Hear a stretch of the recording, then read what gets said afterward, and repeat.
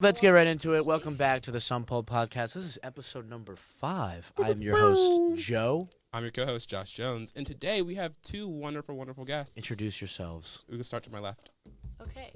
Hi, my name is Philavanh, and I am a senior film major in the Visual and Performing Arts College within Syracuse University. My name is James McConnell, and I am a junior in the Bandier program for the recording and entertainment industries. Yes, but even more than that, James. I mean, you now have the passion of film. Yeah, I kind of I kind of don't do a lot of the music industry stuff anymore, and I have transitioned into film. Yeah, and so today our main topic is studying film. Yes, within just the college. life of being a film student in goods, general. the bads, The goods, the bads, the uglies. the uglies. That's a the movie greats. reference. That's a movie. That's how you know that I study film, even though I've never seen it. Does anyone want to go first? Anyone want to share their story, how they got into film, how they are where they are now? Wait, James, are you in frame? Am I? See, she's a filmmaker. Oh, see, I don't think you are. I think Thank now, you. Now he's Now in he's frame. in frame. All right. Beautiful. Actually, so on our origin stories, I Yes. think you switched majors, right? Mhm. I switched majors. James didn't switch majors, but James He might as should. well have switched majors. Yeah, I mentally switched majors. And so I think you haven't switched. I haven't switched majors. You came no. in as TRF. I did. Yeah. Right, Wait, so that Josh, means- what major were you originally? I was newspaper Oh, and online wow, journalism. that's crazy. Yeah, I Wow. know, right? So you were the only one with a firm idea Yeah, of what they wanted to do coming in. maybe I'll just start first. Yeah. Since mine's the most generic origin story. Well, although I didn't change majors in college, growing up, I always wanted to be in front of the camera. I still do. Not gonna lie. That's why I'm on this podcast. But throughout my childhood, starting in 3rd grade, I can remember when I was in Boy Scouts, we went to the local television program, and I was the only kid that would stand up and would talk using the teleprompter. I remember when I came home from Boy Scouts that day, I think it was Cub Scouts. I was that young. I said to my parents, I was like, I'm going to be on TV one day just like that. And then 6th, 7th, 8th grade, I went through every sports fan that's a guy's childhood dream of wanting to become a sports broadcaster. So I had that little phase where I would sit in front of the TV and pretend to be a sports broadcaster. And I went to sports broadcasting camp. And in high school, I really thought I was going to become a broadcaster. I was on my school's news channel, did all that stuff. But I started taking media classes. And that's kind of when I changed from wanting to be strictly news to wanting to do something creative in front of the camera, you know? Yeah. Have some type of narrative and have some type of say behind the scenes. And, I mean, although those films will never be released to the public, or at least I hope, that was the origins of my film career, I guess you could say. And, yeah, now I'm here. I prefer script writing. I'm not really into the production side, Yeah. like actual videography, cinematography. I really like script writing. But I also really like still broadcasting to an extent. I do a lot of radio shows and stuff. But that's my origin story. It's a lot of in front of the camera stuff, a lot of the broadcasting stuff, for sure, which is a little different. So I'm very interested to hear your guys' perspectives because I think it's going to be very different, and especially yours, James, because you're in a completely different major. I mean, I don't know if people who are listening know a lot about Bandier, but it's the music industry. So, yeah, who wants to go next? I'll go next, just as the co-host, get out of the way, and then our guest can Yes, shine yeah, a little bit let's do longer. I've always really loved storytelling. Mm-hmm. I used to think that I was going to be like a big novelist. Like I was like super into Harry Potter and Percy Jackson, and I actually started writing this like big like medieval epic. Wow. Or fantasy epic as like a 7th grader. I had like this like USB drive. It had like a couple chapters in it. I had like a whole outline from what my story was gonna be. I was like psyched about it. And everyone was like, Josh, you should like totally like back that up somewhere, like on the cloud or something. I was like, why would I do that? Do you have it? I have it on my USB drive. I'll be totally fine. And I lost my USB drive. And so I lost. So the epic is no So longer. the epic is just gone. I don't know where it It's is. still in your brain. But like a little bit of it is. But that kind of like turned me off of writing for a really long time. Uh-huh. So Trauma. I just didn't want to get into like the creative aspect anymore. And so I switched into journalism. I wanted to be like a games journalist, and I got pushed down the path of like just being more like currents and like just like more standard news reporting. And then in coming here, I realized I did not want to do that, and it just like the prospect of me like being in a newsroom trying to search for news stories just like freaked me out. It just didn't seem like what I wanted to do. And so over winter break, freshman year, I was sitting on the couch watching TV with my dad, and I was like, "Dad, pause the show. I can't watch it anymore." And he was like, "What's wrong?" And I was like, I'm having a crisis. I can't do this anymore. I don't know what to do." And he was like, "You like film, right?" And I was like, "Yeah, I watch a lot of film, like YouTube videos, and I like watching movies." And he was like, "You should do that." And here I am now. So years later. Yeah. And so, I mean, my bread and butter is still like writing. I love screenwriting. Whether or not I'm good at it, that's a whole other conversation. I mean, you were actually the screenwriting e-board position last year. I was. So I feel like you have to be. And now to you some lead extent. the DK writers' rooms. That no one goes to. I'll start going to them. Thank you. I'm not a good writer. Thank you. I'll start going. No, that's where you become a good writer. Okay. But yeah, so I have, that was my long journey of discovering that I still wanted to write, basically. After Just in a like, different way. Yeah, just in a different way. But yeah, that's my origin story. Kai, how about you? You want to go next? Sure. Where do I start? Well, I guess, like, as a kid, I knew I was going to do art of some sort when I grew up. Whether my parents liked that or not, that's up for debate. But I grew up and I was, like, always very artistic. Grew up playing, like, competitive soccer and, like, but then I'd do piano lessons and I'd do arts and crafts. So I was very into art. Like, there was always an aspect of me creating something at any given point in my childhood. And then in high school, through Instagram, I discovered, like, photography, and there used to be these, like, really edgy, like, kind of emo photographers that would make these crazy edits of, like, really emotive like self-portraits, and, like, I don't know if you ever does anyone know what I'm talking about, like that Instagram phase where, like, everyone was, like, a photographer and had really, like, edgy emo photos. I remember the Tumblr phase. But Yes. Honestly, Is yeah, that- I is that remember the being. phase? Instagram was, like, an extension of that. I remember being in high school and literally everyone was a photographer, and that's why I didn't want to be a photographer. I was like, See? I have a friend who thinks he's a photographer now, and he's gonna listen to this, and he has a photography Instagram page, and I'm rooting for him. But yeah, he's on that wave right now. I feel like I was on that wave throughout middle school and high school. Like, I was the kid who had a camera, and, like, I grew up in Colorado, so Yeah. 20 minutes away is a mountain. So my friends and I, they all were into photography. We'd all, like, drive around, listen to loud music, and, like, take photos, and that was, like, our thing. Did you have the profile picture of you taking a picture of yourself? That's a yes. Yeah. No, yeah, That's a yes. I need to unarchive some of my posts on my art account, like my professional account, because it's like really edgy photos. They were bad. I used to edit everything in Visco, shoot everything on my Canon T5i, and then I never really thought about, like, film. It was always like, I like photos, I like stills. That's, like, very easy to control. It's a very very independent kind of art form. And then I was like, what am I going to do in college? And then, like you, kind of jumped on the journalism bandwagon and was like, okay, photojournalism. Took a journalism class, and I was like, I do not like this. I don't know. I don't know why, but journalism does not appeal to me in the same way that, like, filmmaking does. I think it's just, like, the investigative aspects, which you can still have in, like, documentary. But, like, journalism just seems a lot more,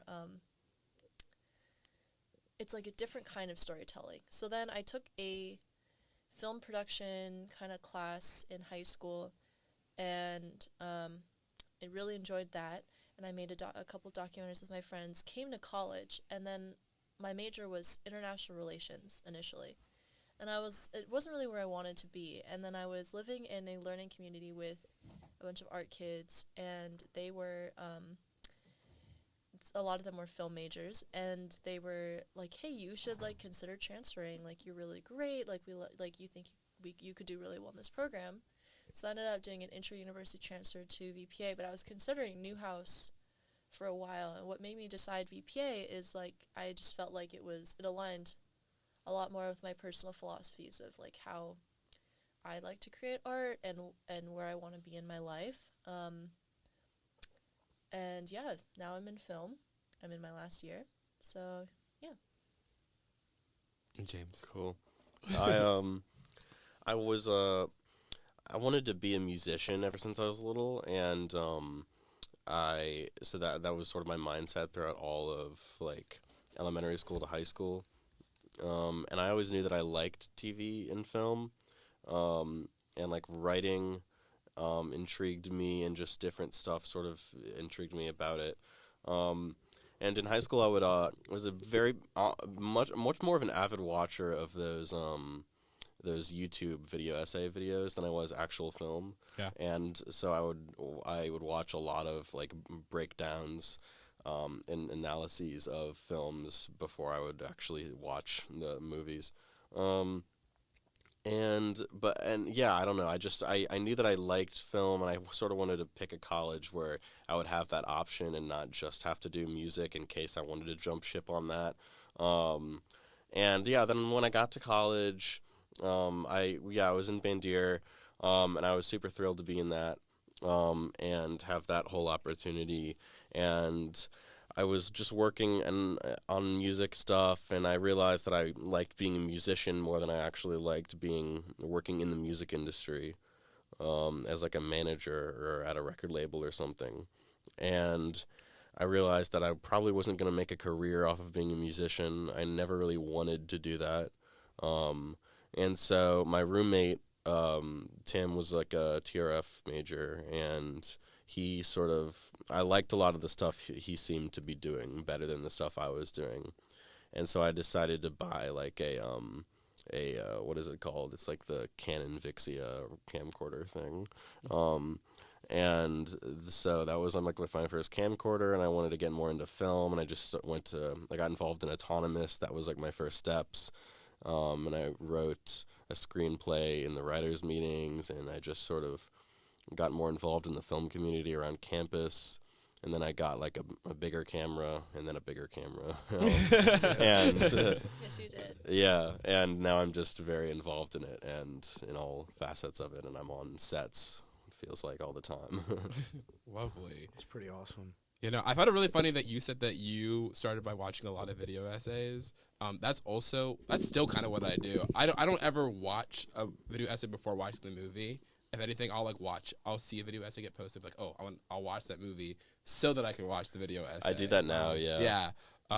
But I don't know. That's just kind of how I got started, because I just realized that, like, film can mean so much more. Like, I mean, like, just, I guess that's, like, easy, like, subtext just in general of any piece of art or any medium. Mm-hmm. But, like, that's what really engaged me, and I've always wanted to, like, tell a story that affected me the same way as, like, the other stories that I found. Yeah. Or that I've, like, grown up watching or whatnot, or however you ingest that piece of art. Yeah. With music, it was a lot harder with me, like songwriting, and I always hated singing. And so I always wanted to songwrite, and that was much harder for me because it was like, it felt like my people judging me as a person was so close to the art itself. True. That it's like, oh, if this song sucks, then like people will that reflects poorly on me, or if like my singing sucks, then that reflects poorly on me. And with film, it's like it's a little more removed. If I'm the cinematographer for something, it's like no one inherently knows that I'm the one behind it. You know, no one. Interesting. Yeah. And so I kind of like the vague ambiguity of not. I don't know. I don't like. That's why I don't know if I want to be the one on screen. Got you. Yeah. So, sort of like the loss of the author kind of thing. Yeah, I think I would. I think I like just not having my face on the thing. Interesting. I think you're gonna get that judgment of vulnerability with anything that you are, like anything you do as an artist. Like that's just something that I've like, especially I don't know if what Newhouse has, but for VPA we do like projects and then we do critiques. Yes, so we do critiques for sure. You get like not judged but critiqued on like your work, and then it's like difficult not to take that personally if it's like a personal project that you put a lot of time and investment into. And I'm not like a writer at all, but I feel like writing is one of the more vulnerable aspects of film. Yeah, I actually agree. Yeah, agree definitely. I mean, I'm actually going through that right now. I know you've definitely taken TRF 211. Yeah, that's a I great don't know class. if you took TRF 211. I took VPA's version of it. I was able to waitlist into 205, but on 211. So that class is all screenwriting, and right now we're at the point in the class where you all wrote an original script. Now every single person in the class has to share their script in front of everybody. Kids play the characters you casted. Kids read the action lines you casted. And that is, to me, was frightening to me because I'm letting 3 to 4 other people take my script, interpret it in their own way, play the characters in their own way. Yeah. And what if they take it wrong, you know? And I don't know. It took me a lot to be like, okay, they can read that. And I had so much anxiety over doing it. And it's something to be in this industry, you have to be able to let people read your stuff if you ever want to get to that point. Yeah. And it's so hard to get to that point where you're just like, you know what? It's fine. They don't think about me personally. If they don't like my stuff, that doesn't mean they hate me. Yeah. You know? And it's all about, I've realized, separating yourself from your own work. Because although it is so personal, you're always going to have those anxieties of, oh, they're going to hate me because they don't like my thing, until you decide to just, okay, separate it for the second. And also, the other thing that's helped me is definitely realizing that who really cares what some kids in your class say about your work, you know? Because in all honesty, everything we're doing right now is going to suck compared to what we're doing 10, 15 years from now. Oh, yeah. We're going to be I doing sure hope that's the case. I hope so, No, too. I hope I'm not peaking right now. I really do. You know, so it's definitely all about realizing that, hey, listen, we're all film kids. We're all in the same boat. Every kid in that class of mine, their script probably sucks just as bad as mine does. There might be that one kid who's a prodigy and has this amazing script. You just know, don't go right after him or don't go right before him because you're going to feel really bad about your script. But, you know, just it's always just been a thing I've struggled with is finding a way to just become vulnerable and not care as much about how people think. Because I think at least in Newhouse, I think you can both back me up. It's a very, I don't want to say cutthroat, but it's a very competitive field. There's a level of competitiveness where you feel like everyone in that room is competing with each other, in a sense. I was just going to say the first ever Autonomous Writers meeting I was in was like, it was just very anxiety driven. Yeah. Like, when people were reading like my script and it was on the big screen and people were reading parts and everything, it was I was very nervous. But I was essentially like, I'm going to get over this because I'm never going to get better if people don't read it. So Exactly. And that was what changed it for me was I was like, well, I can stay here and just think to myself the script is okay, but it's never going to get better if I don't have at least 1 or 2 people point out the couple of things I might have done wrong in it. You know? No, definitely. I think that I think all of us can agree that it's very anxiety inducing. But like what I've always just told myself in those moments is like having someone else look at it will always make it better. And Exactly. And I don't think it's ever about like, oh, like, you know, this thing is wrong about it, therefore the script is bad. It's, hey, like, because of like whatever perspective you have on this, whether it be like an emotional perspective or the fact that you've just been working on it and looking at it for too long, that like someone else coming in who can see it from like the outsider point of view can notice like a switch that will like make it work or make it click for someone. So it's definitely like a double-edged sword where you have to like put yourself out on the line to then get a better product in the end. It's definitely tough. I mean, not even just screen. I mean, I don't create films, so I'd like to hear for those of you who have been on sets. I mean, showing an entire project too, because, I mean, how many hours would you say you guys put into sets? Oh, so many. Because I know that all 3 of you are on sets. I mean, I'm not really on sets. So most of my time here is spent. I've been recording studios. I'm recording podcasts. I'm recording radio shows. So it's all live, and it's a little different because once it's out there, it's out there. I can't hold on to it. It's kind of just out in the world. Yeah. So if I say something dumb, it's kind of just like, okay, I said that. Move on. Next thing. So I'm kind of curious to hear how it's like where you guys are spending, hours a weekend, full days. Full day, 3 days. Like my set, I just shot my thesis. It was like a Friday, Saturday, Sunday, full days, and it's hard because you're on set and you're not like getting paid for it, and everyone's there for you, and then aside from set, you have your post production, your pre production. It's a lot of hours and a lot of work. But then at the same time, you kind of it's really difficult not to get too attached That's to what the I'm work saying, that you do because you're spending so much time. So then at the end of the year when I know my freshman year we didn't have crits the last couple of years because of COVID, but like my freshman year we did a freshman critique, and we all sat down and all the faculty watched all the freshman films that they had made that year, and that was like super nerve-wracking because it was me showing my film that I felt like personally attached to. It was about a personal story. And that's what like, I'm saying. That's got to be very intense. Yeah, no, people like cry, but it's also to like that's how the real world's gonna be. Except Exactly, most of the yeah. time, it's not gonna be to your face. Mm-hmm. So like, I would rather, and also another thing I've learned is I would rather have that criticism up front, so I know how to learn and be better than to just never, receive that, which is kind of a hard lesson to learn, but it's important. Well, I actually, we just, Josh and I just had our class that I was shooting the Fantastical Mime thing for, and we just had that, essentially, is where we showed it, and people would critique it. And it was a thing. I mean, I hate to do the most basic film kid thing ever here, and I quote pull out a Martin Scorsese quote. But honestly, it's one of the things that like I think about is like my dad like got a subscription to those like dumb masterclass things or whatever, and he has one, and I watched it a long time ago, and he was like, if you don't feel physically ill at the screening of your first rough cut, then you're doing it wrong. And I was like, when we did this afternoon, I was definitely like, yeah, I'm watching it, and I do feel not great about it. Like I'm feeling like does this suck? But I know that's like the correct feeling to have because like I care very deeply about it, and I'm nitpicking things, and I'm, ultimately I'm pretty sure that it's gonna work out okay.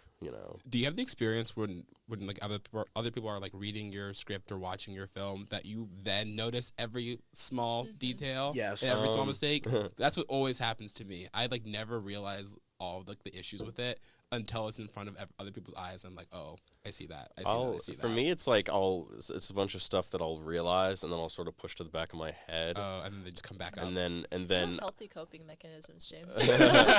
like if I'm like, oh yeah, the glowiness on the overexposure and glow on the mime's hands is a little weird, but no one will notice it, sure. And then it gets brought up in the notes. Yeah. Then it's like, okay, I know that that's something I need to fix, Oh yeah, because sometimes it's like one of those things like, oh, it's like a problem that like is just a smaller scale problem that like won't bother other people. Is that like the kind of process that you went through? Yeah, it's just like stuff that it's like, oh, I can gloss over that, I don't need to fix it, and then I say that, and it's like, actually, you do need to fix it. That's I think that's like good when all the notes are stuff like that that you already know, and that means you're very aware of like the quality and the process by which you want to make this thing good. And so I feel, so ultimately I was comfortable with the critique. It's good. Yeah.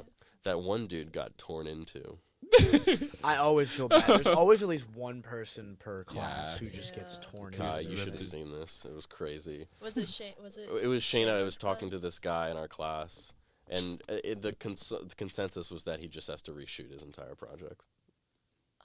Wow. Yeah, it's crazy. And how long did it take you to film this project initially? Me? Mine? Like both of yours, yeah. Mine was a one-day shoot, luckily. But that one day was tough. It rained a lot. That's the thing with sets is like, it's a whole thing. It's like being on set. It's not like I'm going to set. It's so fun. Like, it's hard work. It's really, definitely tough. You have to worry about 30 different things, and it's just like it's so stressful. It's amazing how many things on it can go wrong. Is like that's. I feel like what things always go wrong. Yeah. Oh yeah. Did you guys hear and recently, the story about Rust and like like that whole production, and like I was watching a video about it last night about everything on that set that went wrong.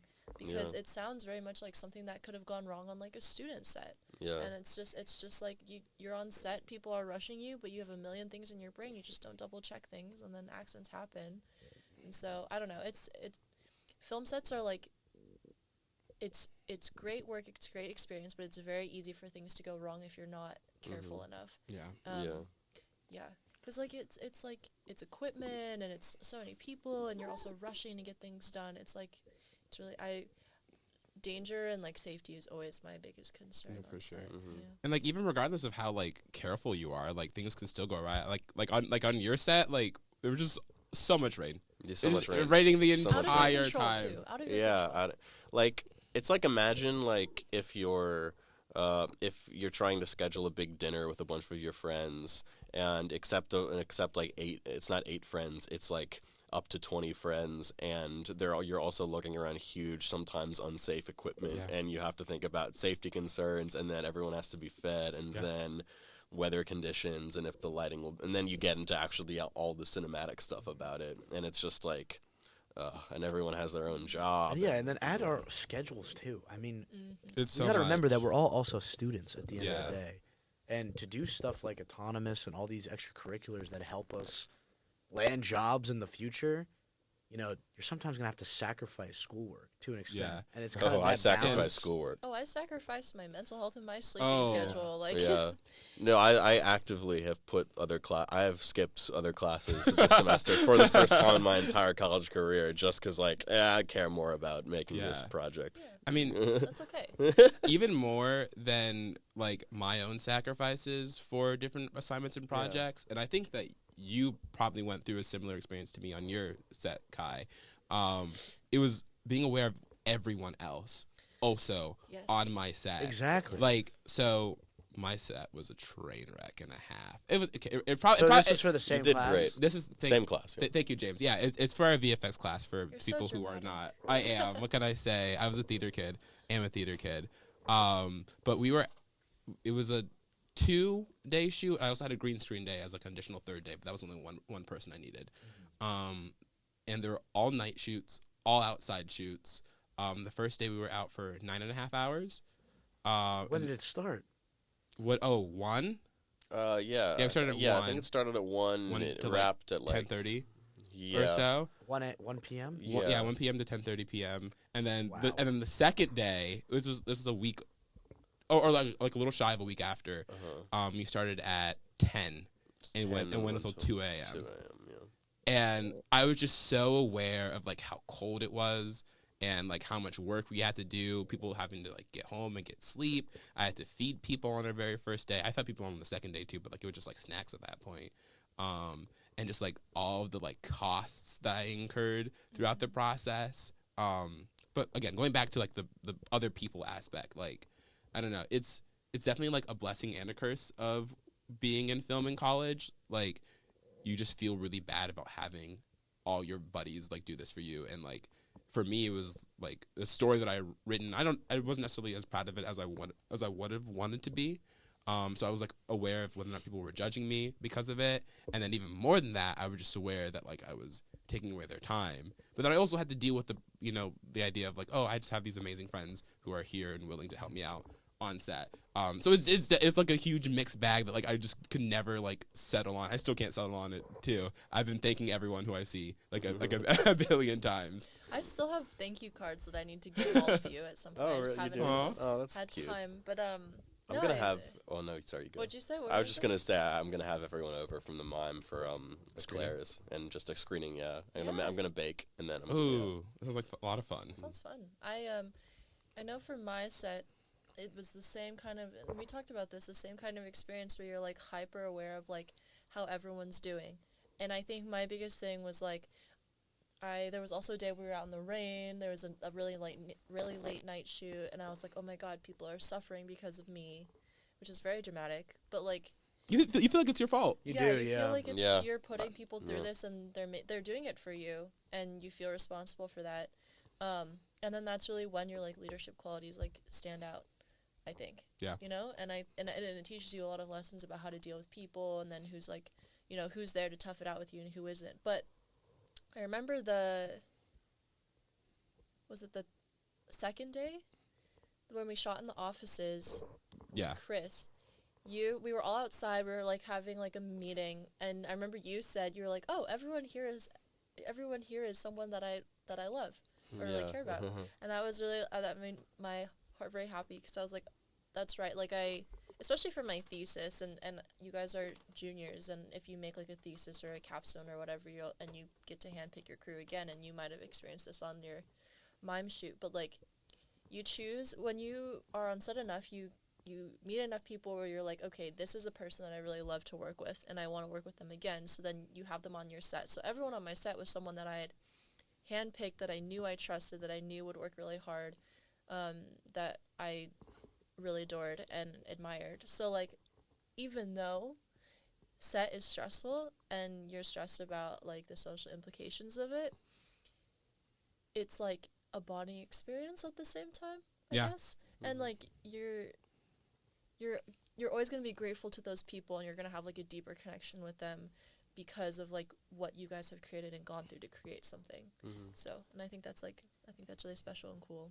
Yeah, I remember on the first set I ever did on Swipe, when I was like, had never done anything on a set before, and I was suddenly like the director, and that was really freaking me out. And like, and I just remember I wish you could have seen me on that shot, on that set, Josh, because like, I was very much like concerned about literally everything, and I didn't want anything to go over. I didn't even know that sets went over. I didn't know that was a thing, that they would go late. Yeah. Like, and I felt so bad about just everyone still being there, and like I felt extreme. I was like rushing myself, and I was being rushed, and I was like the whole thing, and it was just like chaos, in my head at least.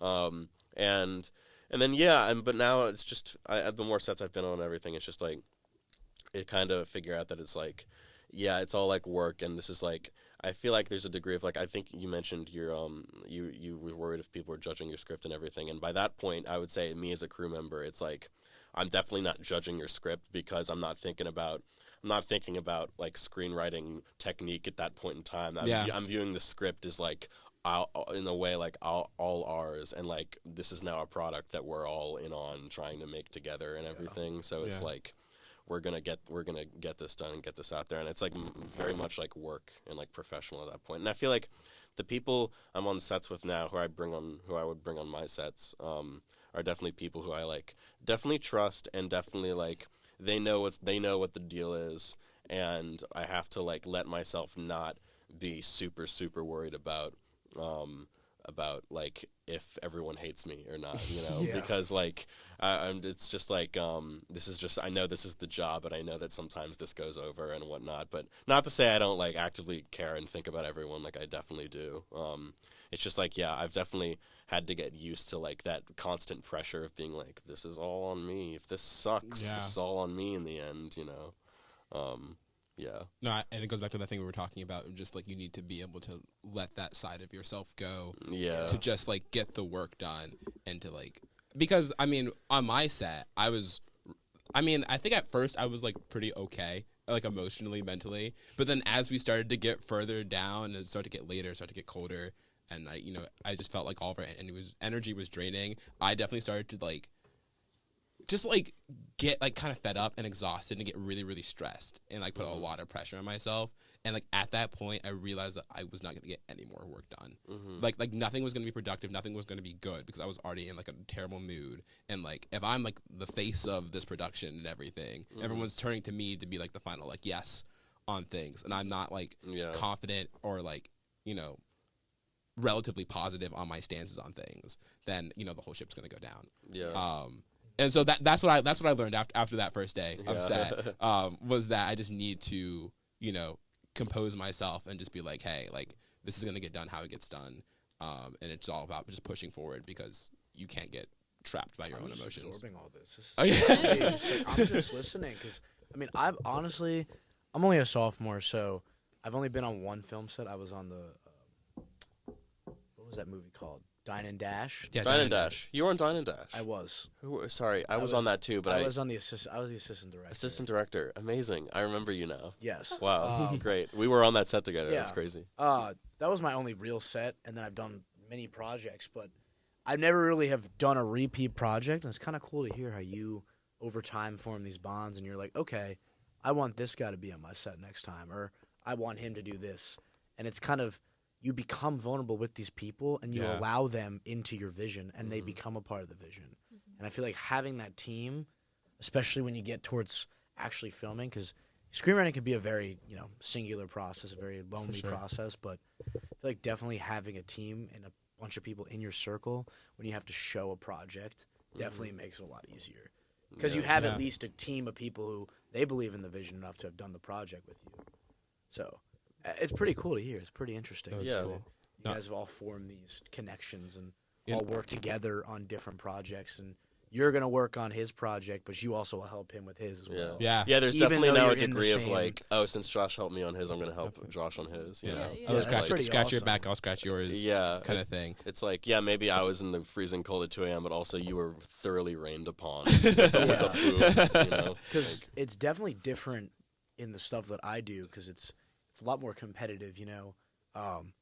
I do a lot of work with the radio station. Very different culture than this, where you guys help each other and stuff. It's Love so it. competitive in It's a way. very Yeah. competitive. I mean, because it's like a business, you know?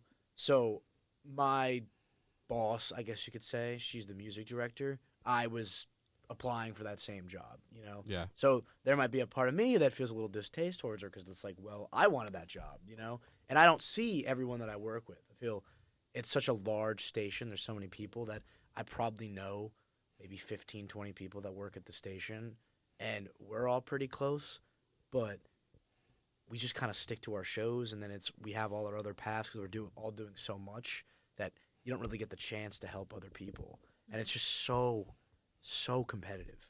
See, It's such a different vibe. the thing you have to remember about film sets is that nobody is like, I mean, everyone as a human being is equal, but like film sets, there's like a very set hierarchy of Yeah. where people are, especially in college, where like you get senior standing, junior standing, sophomore standing, freshman, whatever. And that's definitely what's different with ours is I'm a sophomore, yet on my show, I'm in charge of juniors. There's like a junior who's technically lower than me. But I feel weird because I'm the lead host of a radio show having to boss around a junior. I mean, she's she's older than me. And it's the same thing with some of the people on the e-board. I'm older than them. And I feel weird taking advice from them. Like, why would I listen to you? I'm older than you. I've been here longer than you, you know? And I think it's much different with film. It's very structured, and it seems also a lot more equal, a little different. Maybe it's not like that, but So for film, it's very much like on film sets. It's very much like you have your PAs, and then you have your like key gaff, and then you have your AD and your producer, and then you have your director. And I know for my set, the way I structured it is to like I had like support systems because I was both directing and DPing at the same time. But I will say, and kind of going back to what we're talking about, like competitively, it's when you have like students who are all kind of in the same skill level, like on film sets together, it's a lot of people, and I've seen this before on film sets, like people like sometimes tend to like compare themselves to each other on the film set, which can obstruct the productivity of the film set. And I don't know exactly about like you, James and Josh, your experiences, but like I see this a lot, especially with the women in my program, because there's just not a lot of women in film. There's a lot of women in film school, but like in the industry, it's just like it's not as like you feel this like consistent like need to prove yourself. Yeah. To not only to yourself and to the men, but like to other women. And so like that causes kind of a rift sometimes. But like I think the way that I see film sets and that I want to see my film sets in the future, if I have any, is just kind of like changing that hierarchy mentality. Of, Yeah. I like that. I think that's with a lot of industries, though, in general. Yeah. Totally. And it's Our hard to society is change, just but a I think we very- should change it. It's just I just don't agree with it, but it makes sense at the same time. Totally. Not to cut off our Yeah. conversation, but we're On kind that of note, we are. It is 5 o'clock. yeah, we are at time. Sorry for the shorter episode. I do want to go around very quickly though and ask everyone one question. What's the question? I want to ask, what is your because I feel like a lot of the conversation has been a bit of a downer. Yeah. What has been like your favorite thing that you've taken away from the film experience here at Syracuse, whether that be like an individual moment, just a general idea? I can start us off just to give us a general like vibe of what I'm asking. This kind of goes back to what you were talking about, and what we've all been talking about. But it's a sense of community that we've very quickly built within, our own little like our film world that we have. There's so many friends who I've made, whether that be from Autonomous or from DKA or just from other people's sets, and there's just so much like synergy among us all. And everyone just seems to be there like, hey, like we're all kind of going through the same struggle. Like, let's all help each other out because it's the only way that we're gonna get through. and you make good like work partners, and for me, I've made like really great friends who I hope to have with me for many, many years. The real film set was the friends we made along the way. It's a movie. For me, I'll go first. Definitely would have to say, I guess just putting myself out there. It's definitely over the past year and a half, I've been more willing to put myself out there and try new things because, I've realized through these classes and seeing these professors who have done so much, the only way that they've gotten to where they are is by putting themselves out there and hearing their stories definitely too. And the network of people that we have as professors is insane. I mean, I have a professor who worked on How to Train Your Dragon. Yeah, I'm jealous. Like, I think about that, I'm like, wow, this dude is credited in How to Train Your Dragon. He just has the poster. Sorry, He that's just knows so how to funny. train Just because dragon. I know there's a lot of nuanced professors who it's like they've done a lot of things and like Yeah. you picked that one, and I think that's funny. Yeah, I think it's just so cool because he has the poster in his office hours room. Brian knows Scorsese, and Shayna has worked on so much, Yeah. and like, okay, but How to Train a Dragon, yes. I mean, Yeah. there's definitely professors who've done a lot more. I'm still a sophomore. I have to meet all these professors for sure. I mean, as my casual flex, I met the president of Pixar last week. Oh, too. that was I went to lunch with him. How? yeah. Just through connections with Professor Holmes. I wanted to go to that, but I didn't for some reason. That's pretty awesome. It was yeah. cool. I feel like It's I on me. definitely am only a sophomore, so I feel like I'm kind of like a student listening to a bunch of old people talk right Dude, now. I don't even know why I was asked to go. Because it's just everything Every you've time I- talked about, I've not experienced yet. I think maybe it could be a COVID thing because I didn't have a real freshman year. I will say my sophomore year, like when I really started to feel like I was getting into film was like the film community, like all of the people I met through like set and Autonomous. I'm not that I'm a part of Autonomous, but just like in general was like last semester. Yeah.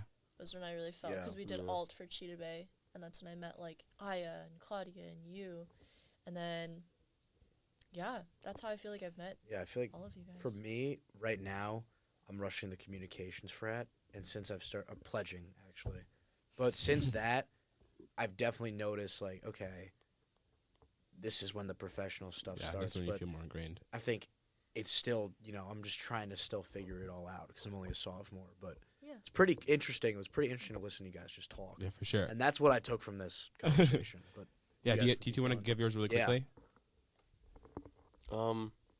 Yeah, I mean, okay, I might have like two really quick things. You're going over the limit, James, but that's fine. I don't I'll get know. over it. Well, no, it's just there was one thing from before. I remember Give that me two. that when we were talking about like being stressed out about sets and everything, I think it's always a cool thing to remember. I remember being on the swipe set, being extremely stressed out, and then Justine, who we all know, being like, "Oh, well, like, will it look good?" And I was like, "I think so, yeah." And she's like, "Then do it." And I'm like, "Oh, that's cool. Like, we're here to make like a product, We're Yeah. here to like, it's all about getting like the shot at the end of the day, which I think is cool and like it, And so that's kind of like one thing that I like is like the concept of like we're all here. This whole hustle and shebang or whatever is to get like this one shot and like it's like, to get all these different little shots and like we're all making little like paintings and stuff and we're all and also just the friends. I think it's cool that we're all here to make like one like piece of art. And yeah, I'm just glad that I'm doing what I like to do now, and I like all the friends that I've made. Yeah, Love that. I think that's mine too. Like I feel very much like this sounds really cliche, but kind of like a little family that we have. Like I walk over and make cookies at Josh's house like quite frequently, and then like I check in with you, and we have Sussy now, which is fun, and like Claudia and like Daisy, who are my AD and producer, like we have family dinners and it's great. But like there was like I think it's like the familial family friendship aspect that's like really what makes it worthwhile, like set worthwhile. And then also like when you're on set and everything kind of aligns and you get like the perfect shot and everyone's like super amped up. That's really what is like the coolest thing on set. Mm-hmm. You know, when everyone like sees like something really awesome happen, or like whenever you get a really good moment, everyone reacts to it. It's like sitting in a movie and everyone laughs at a joke, or like a really cool thing happens, everyone claps.